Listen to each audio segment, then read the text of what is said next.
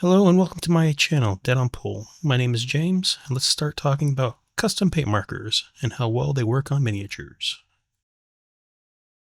I picked up some empty paint markers off of Amazon to try out, and I'm using Citadel Kizel Flesh paint mixed with Speed Paint Medium from the Army Painter in the marker.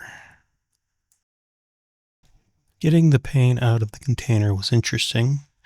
I had to use an eyedropper to get the paint out of the Citadel container and into the marker. The Speed Paint Medium, though, had a better head, so I could just squirt it out of the container into the marker itself. I don't have a precise ratio of paint to medium, though, because it was difficult getting the Citadel paint out, but it was definitely more paint to medium in this try. Once in the marker and prime, though, it flowed out of the marker perfectly fine. It seemed to work just like the Army Painter markers for the ease of use.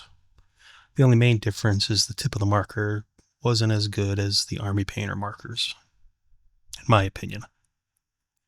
I'm trying this custom marker on the second metal miniature from the Mushroom Men set I opened in the previous video. I used this flesh tone marker as the base color for the body of this miniature. Overall, I think it covered the model fine and worked as a good base coat. As before, I will fast forward through this coloring phase so that you can see how I applied the marker all over.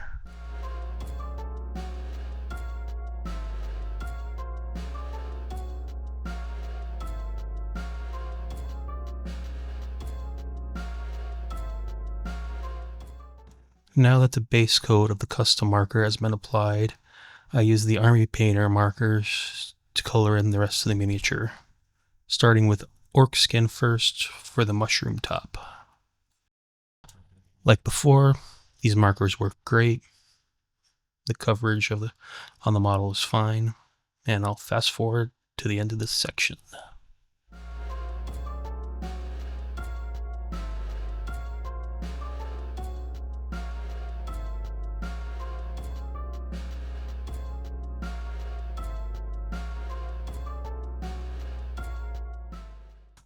For these next sections, I use the red and yellow marker to add details to the miniature, and then go back with the orc skin marker to cover up spots I missed before.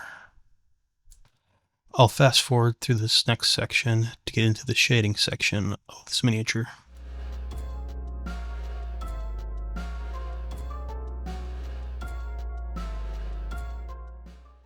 Like before, I just like adding shading to add more detail to the model, but you don't have to do this. I think the colors work perfectly fine by themselves and makes for a good tabletop model, but adding these shadings makes the model look a little better in my opinion.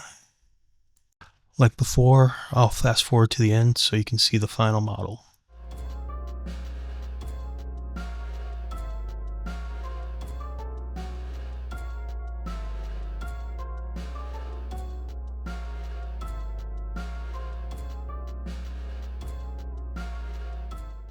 And this is the final version of the model after it dries. I think it came out pretty good, at least for my painting job.